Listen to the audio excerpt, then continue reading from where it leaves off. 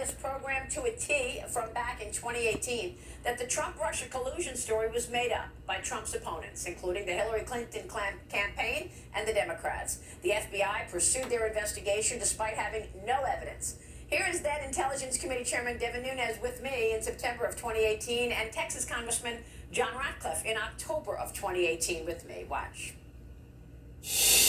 I'd also add that the collusion is right in front of our eyes. Yeah. Right? People, just because you hire a lawyer who hires a firm, who hires a former British spy to make contacts with Russians, yeah, that means that you were colluding with the Russians. Right, that's called collusion. Okay? Yeah, collusion and corruption at the top of the FBI. It sounds like there was a group at the top of the FBI and the DOJ who, frankly, didn't like Donald Trump, didn't want him to be president, so they just actively tried to stop him. Well, I think that's a fair summary. The same folks that prejudged Hillary Clinton's innocence, prejudged Donald Trump's guilt. And Durham also found what we reported on at the time, that Hillary Clinton's plan to link Trump to Russia was briefed to then President Obama and Vice President Biden. Before the 2016 election, we reported extensively on the notes that John Brennan was holding, explaining to Obama that the Russians found out that Hillary had come up with a plan to tie Trump to a scandal. Joining me right now is Tennessee Senator, member of the Senate Judiciary, Finance, Commerce, and Veterans Affairs Committees, Marsha Blackburn, is with us. Senator, you said it all along as well. Your reaction to the Durham report? I am not surprised with what we found out from the Durham report, because we've said all along, Hillary and Bill Clinton had close ties to the Russians. They were big funders of the Clinton Foundation. Hillary even said to Vladimir Putin, let's punch the reset button and reset this relationship. That is one of the first things she did as our Secretary of State. And there was never evidence around this Russia collusion with Donald Trump. And now we find out Hillary was the one who was cooking this plan up and then saying it was the Russians and blaming it on Donald Trump, when all along it was Hillary Clinton who was close to the Russians. Yeah, but what about the media? I mean, the media also allowed this story to go viral. Even though they had absolutely no evidence. And let's not forget, not just the Clinton Global Initiative and all that money that goes into there and has over the years. It was Bill Clinton getting all that money for speeches in Russia. It wasn't just what Donald Trump wasn't doing. It was what Hillary Clinton was doing. And the FBI pursuing it despite no evidence. Lives have been destroyed in the process. You're correct about that. And Maria, in 2015, when, as a part of my committee work, we did a report on the Clinton Foundation and the Clinton Global Initiative and brought forward many of these connections, the media was not interested in covering that because they were interested in covering up the tawdry details of Bill and Hillary Clinton and their lives, because everyone had predetermined that Hillary Clinton was going to be the first female president of the United States. So how dare the media get in the way of that? Well, what outrages me most about this, not just that we had the story and I tried to report the story truthfully and got slammed for it in the media, but what really gets me is the fact that this put a sitting president on defense.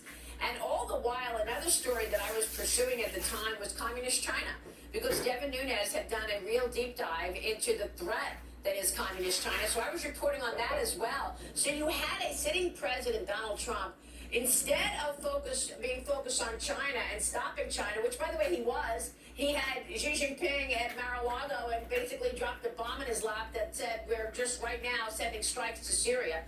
So he did recognize China as the threat, but instead of having more opportunities to stop Communist China from getting inside the gates of America, he was constantly on defense, explaining that he didn't collude with Russia. That is correct, because yes, the Democrats are interested in 2 tiers of justice. And that is such an unfortunate thing. When I talk to Tennesseans, they talk about how frustrated they are with witnessing 2 tiers of justice play out. And they know it's not right. They're frustrated by it.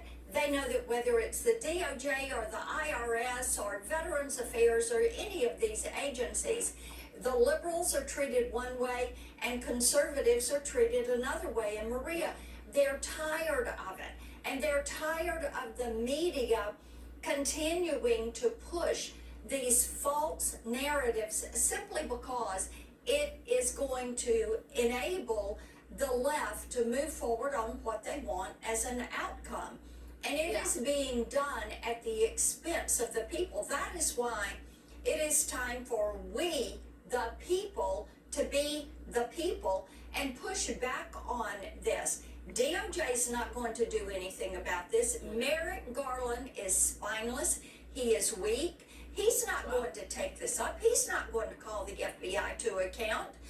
He is not going to challenge Hillary Clinton. It is going to be up to Congress. It is going to be up to us to go after their funding mechanisms. It is going to be up to us to continue to push this forward. It is going to be up to us to make certain that after 2024, we have a DOJ that is going to punish these people for the wrong that they have done to so many people, the lives that they have ruined, and the arrogance that they have to continue to go out there and push themselves forward as authorities. And Maria, something else, all of these people that are former CIA, former DOJ, and they have these security clearances, we need to yank every single one of them. Every one of them. I think viewers want you to do that, and viewers want to see accountability. And you said funding. Look, House Speaker Kevin McCarthy is trying to put some limitations in funding and spending right now. President Biden and Kevin McCarthy and the other congressional leaders will resume their debt ceiling negotiation talks today. But McCarthy said yesterday that there's been no movement so far. I spoke with House Financial Services Committee Chairman Patrick McHenry earlier in the show. Here's what he told me. Watch. The only plan that's been passed in Washington to raise the debt ceiling is the one out of a Republican House. So the White House needs to get serious and come to the table with the Speaker of the House and negotiate with us. If Senator Schumer wants to be at the table, well, giddy up, big boy, pass a plan and you can get to the table too.